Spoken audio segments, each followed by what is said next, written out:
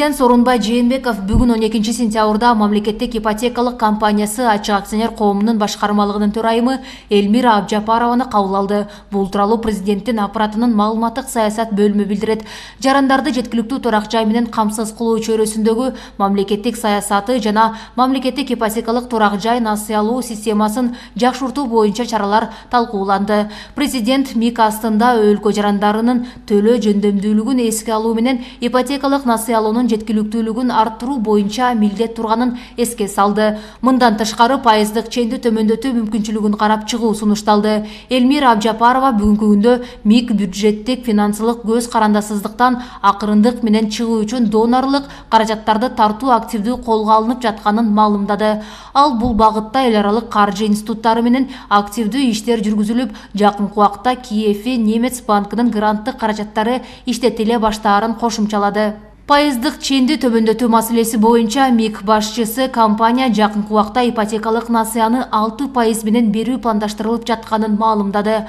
Ошондой эле берилген насыялардын пайыздык ченин 7%га чейин төмөндөтүү мүмкүнчүлүгү каралып жатат. Бүгүнкү күндө МИК 5 миллиард сомго жакын суммага 4000ден ашуун ипотекалык насыяларды берди. Элмира Абжапарова ипотекалык облигацияларды сатуу жана жайгаштыруудан түшкөн акчалардын эсебинен бюджеттик тармактан гана эмес, жарандардын кеңири категориясы үчүн арзан турак жай жаңы программасы киргизилгенин кошумчалады.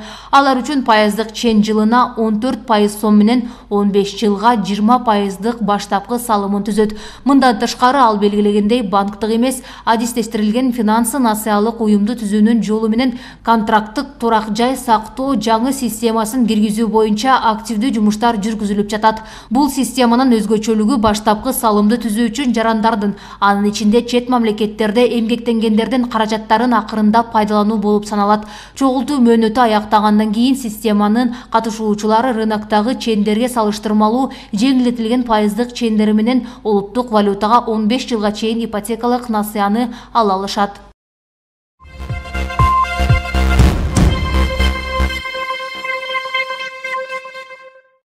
Эмгек жана социалдык өнүгүү министринин мурдагы орун басары Лунара Мамытовага мугалимдердин бир күндүк кирешеси 6000 сом болоорун эсептеген. Мындай маалымат менен өзүнүн Твиттерде баракчасында бөлүшүп, коомчулуктун кызуу талкуусун жаратты. Интернет колдонуучулар аткаминердин айткандарына таянып, мугалимдердин бир айлык маянасы 140 000 сомдун айланасын түзөөрүн эсептеп чыгышты. Эске салсак, Лунара Мамытова буга чейин пенсионерлер акчасын чогултуп, чет өлкөгө саякаттоого мүмкүн болоорун билдирген.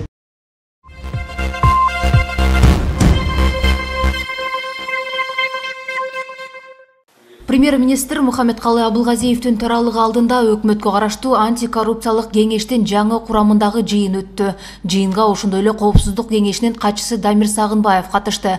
Премьер-министр белгилегенде антикоррупциялык кеңеш жарандар жана бизнес ак ниет менен иштебеген мамлекеттик кызматкерлер тараптан ашыкча жөнгө салуучу тоскоолдуктардан жана айрым мыйзам актыларынын кемчиликтеринен сезген көйгөйлөрдүн белгилерин талкуулоо боюнча түз диалог үчүн туруктуу иштеген аянтча болушу керек. Ошондой эле бул кеңеш көрсөтүлгөн маселелерди чечүү боюнча тиешелүү чараларды жана сунуштарды иштеп чыгуу үчүн жакшы аянт катары кызмат өтөйт.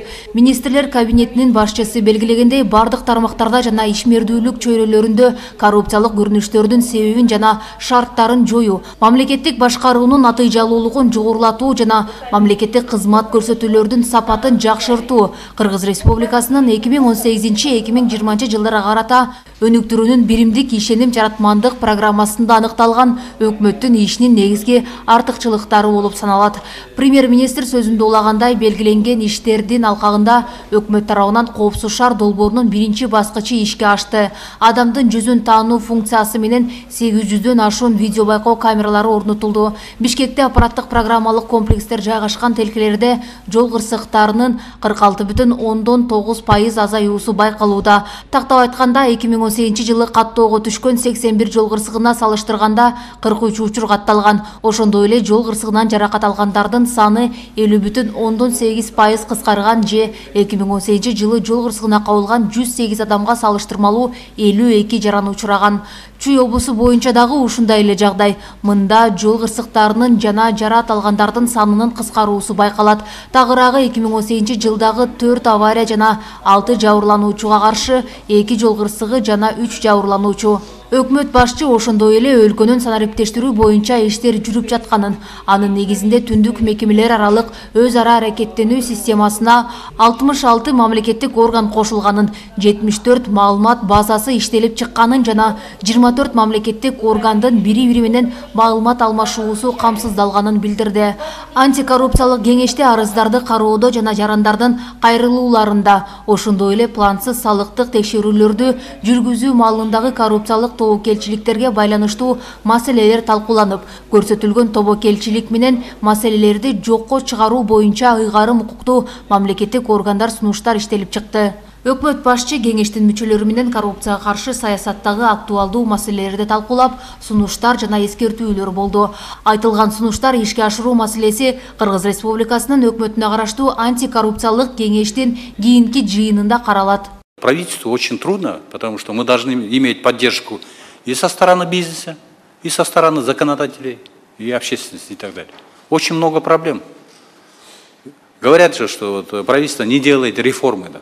Реформа делается, когда имеется очень хорошая поддержка, понимание у общественности и населения, особенно у бизнеса, потому что большинство касается же это бизнеса, поступления налогов, поднятие экономики – это бизнес. А мы хотим, чтобы кто формирует наш бюджет, он чувствовал себя защищенным. Поэтому давайте вместе будем работать. Не зря мы создаем этот совет, не для галочки, а для того, чтобы поддержать нашего президента по борьбе с коррупцией.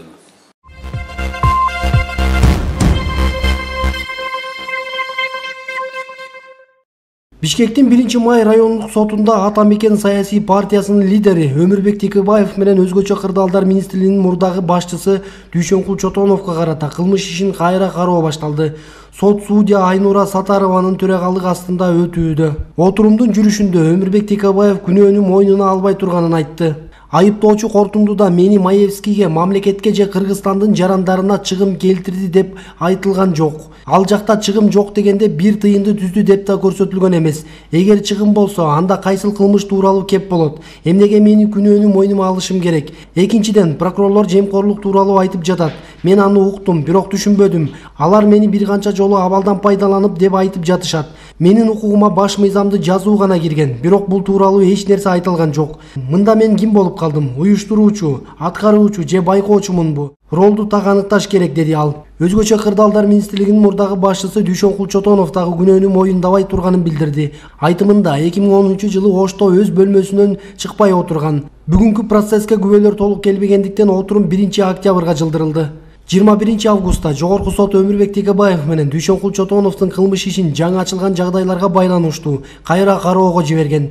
1-май райондук сотунда саясатчылардын баш коргоо чарасы каралып, алар үй камагына чыгарылган. Эске салсак, Өмүрбек Текебаев менен Дүйшөнкул Чотонов 8 жылга эркинен ажыратылган. Аларга жемкорлук айыбы тагылган.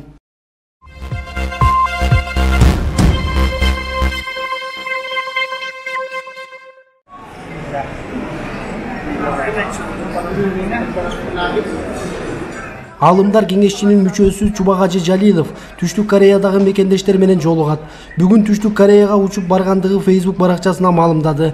Устаз Шейх Чубагажы Түштүк Корея мамлекетине аман-эсен жетип алды. Эми бүгүн иншаллах мекендештер менен жолугушуулар башталат деп жазылган.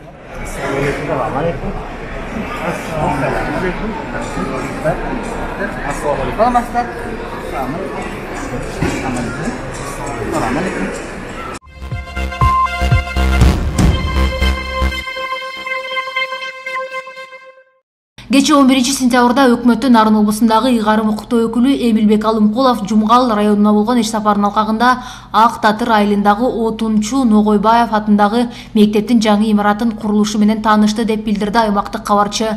Дубан башчысы облустук курулуш башкармалыгынын башчысы Алмаз Мамыровго 1 ноябрга чейин курулуш иштери толук бүтүп, имарат пайдаланууга берилиши керектигин айтты.